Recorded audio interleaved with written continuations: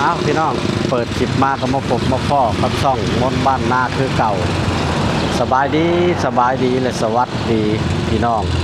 มัดสุขุสุคนยินดีต้อนรับเข้าสู่ช่องมนบ้านนาพาหลอกคือเก่าพี่น้องตอนนี้มนบ้านนาจะขึ้นมาเบิ่ง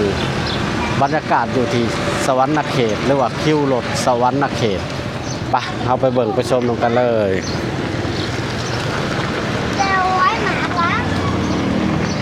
ตอนนี้เขากำลังสีย่างเขาไปตีตลาดในการชิปมาที่คิวรถคือว่าคิวรถช่องแถวน้องพี่น้องอันนี้ก็เป็นคิวรถลัก35สวรรค์เขตลัก35สวรรค์เขตลัก35พี่น้องนี่ลัก35ก็สิเมื่อทั้งเมืองจำพรเที่ยงขอกออกไปเหล่านาดน้องเองเนาะบ้านยูทูบเบอร์ได้นี่บ้านคอยคือกันเหล่านาดน้องเองอ๋อเมืองบางชนโดยขอบใจอันนี้ก็มันเผารัก35คิวรถรัก35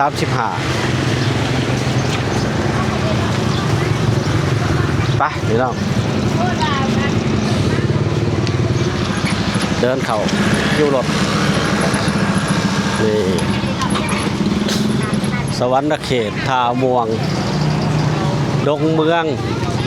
จะขึ้นอันนั้นไปจะขึ้นอันนี้คิวรถพังนี่จะเป็นคิวรถที่ทางเกียงกอกหรือว่าเมืองจำพรฮะแม่นบ่คิวรถใช่ป่ะแม่นบ่อ๋ออันนี้เพิ่นบอกว่าซ้ายใต้เนาะซ้ายใต้ซ้ายนี่ออกไปของบ่เมืองชัยพุทองบ่มีเมืองชัยพุทองม่วงไข่เนาะคอยสิมาหารถม่วงไข่ได้ตอนนี้ไข่ลงคนที่บ้านโดยได้สนรถถชนนั่นแหละรถถชนนั่นแหละม่วงไข่เมืองภูมิทั้งนี้เนาะเกี้ยงกอกนั่นแม่นคิวนั่นเนาะขอบใจอันนี้เป็นคิวรถแถวเมืองไซพุทองพี่น้องคิวรถเมืองไซพุทองแต่ว่ารถจะขึ้นรถนั้นเพิ่นกระถาอยู่หั่นเนาะเอาขันจิมาทางนี้เบิ่งบรรยากาศคิวรถนำกันพี่น้องอันนี้รถไปใช้นอน้ำพุสวรรค์เขตน้ำพุวังขออนุญาตถ่ายเด้อถ่ายคลิปก่อนเด้อน้ำพุบ้านเฮาน้ำพุดงโพสีกำแพงนาโดนดงหัวคำคนขับรถจักรจิวจักข่อยบ่จักเนาะข่อยอยู่บ้านดงหัวคำลูกเคยเท่าไรไหลชงแมนแล้วคอยมาแต่ไทยพุ่นแล้วคอยท่านเมื่อคอยหาถ่ายคลิปก่อนโดยขอบใจน้ำผู้เมียคอยหูจักโดเจ้าหันเอาชาวสุลูกกกเพิ่น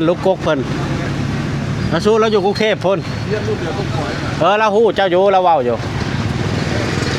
เจ้าโยว่ามีแต่รถมันแล่นแล้วว่ะขอบใจที่ไปสัมภาษณ์ตะชนก่อนม่วงไข่ทั้งเลยเนาะม่วงไข่มาเรื่อยๆพี่น้องอันนี้เป็นทาดานคัตจานเวิร์ดคูนอันนี้คือพี่น้องเขาต้นดิคัตจานขอถ่ายหน่อยเด้อถ่ายบรรยากาศขอถ่ายบรรยากาศเด้อคัตจานพ่อเจ้าก็ยังมันมาปะคัตจานอีกคันหนึ่งบ่คัตจานอีกคันหนึ่ง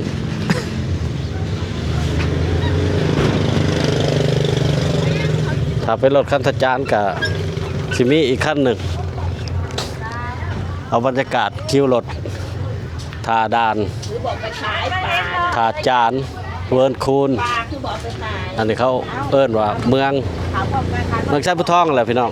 ท่าด่านในทีมเมืองชัยพุททองเนาะท่าด่านนี่เขาเอิ้นเมืองชัยพุททองอันนี้เขาก็สิมาทางนี้คิวรถ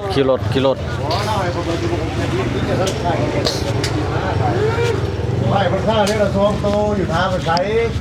ที่นี่ไงเรา คิวรถสวรรค์เขตสวรรค์เขต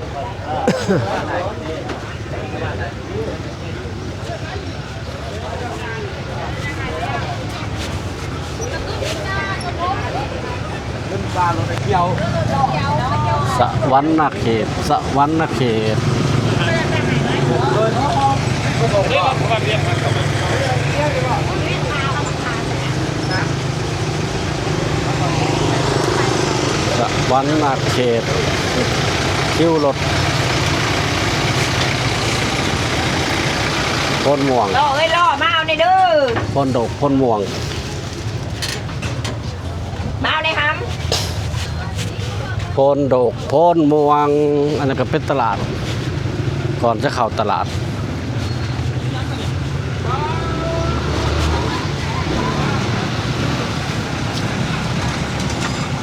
สวรรค์เขตน้ำผูกนาโดนคำแห้งใช้รถตะชนเด้จอดอยู่ใช้บ่น่ะ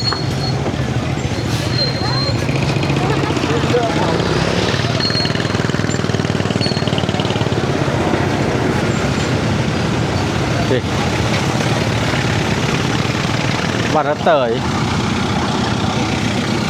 ตยสวรรค์เขต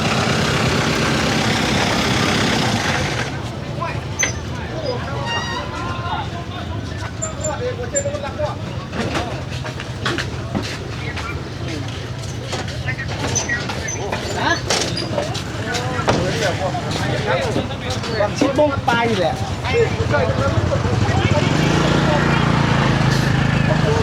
นาเตยสวรรค์เขต คนหวานได้ดิซ่องมึงเลยเห็นแล้วเอาสกอตเทียนที่อยู่ว่าสามเอ้ยจ้ะได้จะร้องพมดังโมเฮสกอตอันไหนสกอตย่อเฮาไทยสกอตเทียนไทยเอาหลอดทันเขา ใช้อะไรรถตะชน ข้างหลังเฮา ถูกป่ะตะชนตะชน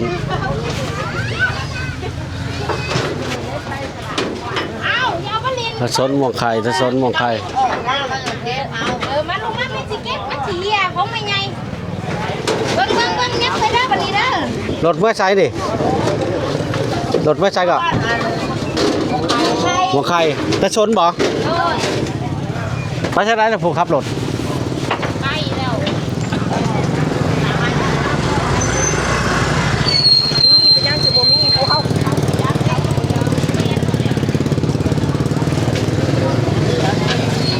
รถตะชนละขึ้นถากันถาคนขับรถกันมีเวียกกับเพิ่นเมื่อม่วงไข่เขาเนาะ ก็บ่เอา10ดอลลาร์อ๋อเอาซื้อเมื่อแล้วว่าหัก4ได้มันรวมแล้วเนี่ย ม่วงไข่ไปยังแต่ดึกแต่เช้าแท้สิเมื่อบ้านเขาบ่ มาซื้อสวรรค์ มาน้ำลาวนี่บ่มาน้ำลาวก็สิมาน้ำลาว มาซื้อสวรรค์ มาซื้อ สวรรค์ได้สวรรค์จังอันเลยทำฮะ แต่คนนั้นก็ต้มซื้อ บ้านเขาบ่มีนะ บ้านเฮามีอยู่หักยังมาเปลี่ยนรสชาติ อ๋อตลาดม่วงไข่เมื่อวานนี่บ่ค่อยไปค่อยไปถ่ายแล้วตลาดม่วงไข่ บอก ดอนฮอเฮาเด้ค่อยไปแหละ เจ้าจะเป็นคนใส ค่อยเป็นคนบันดงหัวค จะเป็นใส ำลูกเคยเถ่าไหลสงไหลบ่เคยได้ยินบ่เถ่าสงอันนี้เด้นาน้องพ่อค่ะเด้ เข้าใจแล้วแต่ว่าเป็นยังเป็นนักข่าวนักสัมภาษณ์ เขาเป็นนักกันนั่นนักยูทูบเบอร์เฮ็ดยูทูบเบอร์เฮ็ดช่องรอชนมาก่อน เราสัมภาษณ์แล้วลูก พี่น้องมาทางนี้ก็จะได้ ขับแล้วนอน ขอจบคลิปก่อนพี่น้องถ้าชื่นชอบก็กดไลค์กดแชร์กดซับสไครต์นะพี่น้องบ่พลาดคลิปใหม่ๆให้น้องไปแล้วพี่น้องพบกันใหม่คลิปหน้าบาย